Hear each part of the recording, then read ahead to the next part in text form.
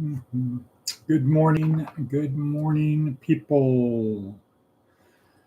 Today is Friday, June 14th, 2024. Here we are in Pahrump, wonderful Pahrump, southwestern Nevada. This is Department of Career Services, where our goal is to help you get from where you are further along in your journey through life. And how do we do that? Do it by, first of all, turning off the AC. So anyway, we do it two ways. Good morning, Wadabebi. As you know, way number one is through the worksheets down below. And number two is just coming here every day, repetition, creating new habits, better habits. And that's it. So good morning, Matt Matticus von Atticus. How are you today? How are both of you today? I'll take that as good. All right, so I'm a little bit tired. Long day yesterday. Got up at 2 a.m., left at about 4:30 or so, get to the airport, flew to the Bay Area to Oakland, went to a funeral for my 99-year-old aunt who died suddenly, unexpectedly, as a consequence of tripping over a power cord in her room. Complications from that. And funeral, family, friends, well attended, and then flying back last night at 8:30, arriving here close to midnight. So, a little bit tired today, and then we have another trip. Dwayne Floyd, let's see, Dwayne, good morning, good to see you. Aren't you up in Oakland? Aren't you in Oakland, Dwayne? It's good to see you. I will say to everybody, Oakland has changed a lot. San Leandro has changed a lot. A lot of things for the better, but going to the airport, we went through some rough areas of homelessness up there. Airport looks great. The weather was kind of cool. It was in the 60s yesterday. So how are you, Wayne? Dwayne, how are you? And today, our meme. So I'm a little bit tired today. Got a bunch of stuff to do. Going to Lost Wages at about 8.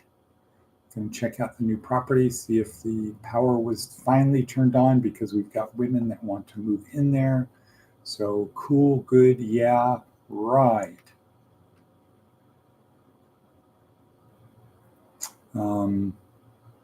Let us see, what else? Dwayne is doing okay. Good. Good, glad to hear it. I think I've seen a couple of things of you on YouTube, on Facebook. So great. All right, so our meme of today. What is a meme? An idea that spreads from brain to brain. Why care about the categorical imperative? What? So the categorical imperative is a way to decide is this right or wrong, the better choice, the better alternative. Should I be doing this? Should I be doing this? So we're going to talk about that, but let's look at some other stuff right now. Advice from an 80-year-old. Lend only those books you never care to see again. Right. So I had to go buy this book again because I lent it to somebody, don't know who, and this is one of the textbooks I have for this semester's class. So I had to buy it, but that's good. Father Boyle, Greg Boyle, Homeboy Industries. Only lend those books you never care to see again. Right. And then you should gladly lend them. You have a double win. You get rid of a book you don't care about, and you made somebody happy. double win. State pen practical exercises. Right, let's see what else we got here. Darren Hardy, hack to save your sanity, juggling balls. So Darren Hardy, little video is good today. Jordan Peterson is in red letter. Shorts. And let's talk about the categorical imperative. What a bevy, anything you want to talk about?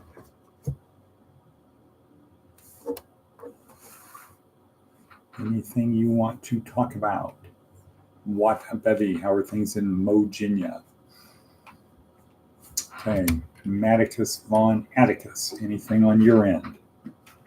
Other than that, you're a field marshal or an Untersergeant. You choose which one. So, okay. All right, and the categorical imperative, very important, was first formulated in that way by a philosopher, Immanuel Kant, German, considered a German philosopher. But I don't know if he was Austrian, I think he was German. Anyway, very precise person. He would do everything precisely the same every day for years. But he came up with the categorical imperative and a lot of other great big things, which will be talked about in tomorrow's video, Kingdom of Heaven. So the categorical imperative for our simple purposes today would be to think about whatever it is you want to do. Let's say I want to just jaywalk. And then if I ask the question, then if we say, okay, I want to jaywalk. Well, if the law was that everybody could jaywalk and everybody did jaywalk, and then you look at the consequences, would it be a better world if everybody jaywalked? And the answer would be no, it wouldn't be a better world. So jaywalking is something that's not good. So that's called the universalizability principle, having to do with the categorical imperative. For our purposes, it's just a very simple thing. You could say, if everybody did what I want to do, would it be good? And if your answer is no, then you probably shouldn't do it. And, and you should also not sneak into it. What do I mean by that? Well, everybody shouldn't jaywalk, but should some people jaywalk sometimes? Yes, obviously. And then you can say, could this be one of those times that some people, actually one person, jaywalks? And you could say, yeah, this could be one of those times that it's okay for one person to jaywalk. And so you can back yourself into getting around the categorical imperative by having it go to yourself. I learned a lot from you when I took the class in Vegas. LTCLV, right. Let's see, that was in what, 2015? Was that 2015, Dwayne? 2016? I kind of think it was 2015 or 2014. When was that? And where was it? We were at off on Lake Mead, weren't we? I think we were at the Nevada Partners, weren't we? In the trailers in the back of Nevada Partners, where Nan has their regular meetings now. Nevada Partners. In the trailers in the back. Yes. Good old days. And who is your sidekick? Who is your road dog there? Do you remember his name? I'm thinking that you guys should have a radio show. That was before podcasts. Old Vegas. Okay, so that must mean the historic West Side on MLK and Lake Mead. Yeah. Okay, cool. Yeah. Good times. You made the class better, Dwayne. Your participation and leadership helped make it a better class. When you were there, we had a few good notable people. Anyway, categorical imperative, universalizability principle. There's another part to the categorical imperative, which is respect for persons. Never treat people as objects in themselves. Never treat them just as a means to something. So if you respect people, so categorical imperative would be, do you respect them? Are you trying to manipulate somebody? If you are, then it's not, you shouldn't do it. But our formulation is universalizability principle, not respect for others. Universalizability principle,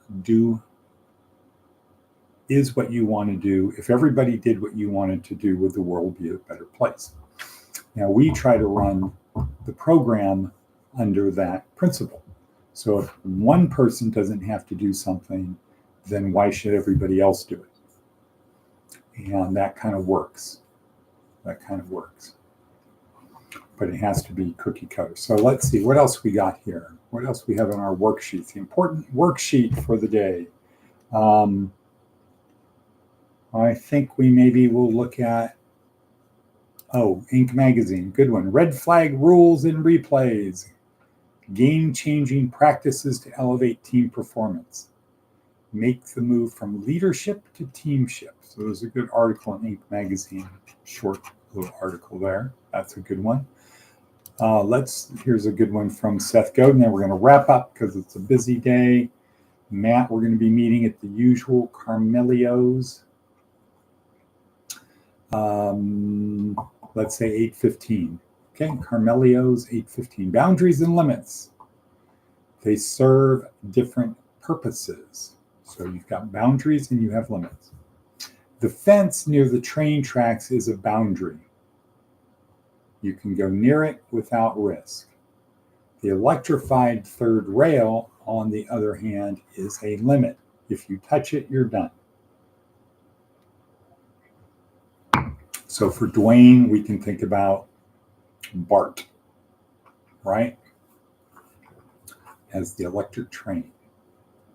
Boundaries can give us room to innovate and thrive. Budgets, schedules, and specifications all exist to show us where the safe areas are. Sure, go to the edges and challenge the boundaries. That's why they're there, right? As Father Boyle from Boy Industry says, you need to go to the margins, go to the boundaries, because that's the only way they'll disappear. So he's an advocate going to the boundaries, right? Challenge, boundaries, that's why they're there. But limits aren't boundaries. Limits are the end, the danger zone, the thing to avoid. Some people bristle at boundaries. They'd like to have a project with no budget and no deadline. The problem with living without boundaries is that the limits sneak up on you, and then boom, it's over. We shouldn't always color inside the lines, but creative work is better when there are lines. Okay, good one. That one takes some pondering. Again, people, you should look at the worksheet. Okay, here we are at 1346 in, and Dwayne, keep coming back. Keep coming back, Dwayne. Keep coming back, participate. If you have any ideas, questions, reach out to me. Same emails before, Edward at LarsonTrainingCenters.com. I want to hear from you, help you, see if there's anything we can do for you. And with that, Wada Bevy, are you available for a call? Maticus Phonaticus, we will see you at 8:15 at Carmelio's. And for the rest of the people who are watching later throughout the day, good job. Keep coming back. Appreciate you being there. Share the word with people. And we're here to help make your life better, your journey through life better, your one-time journey through life better. Okay, and cut. Shivas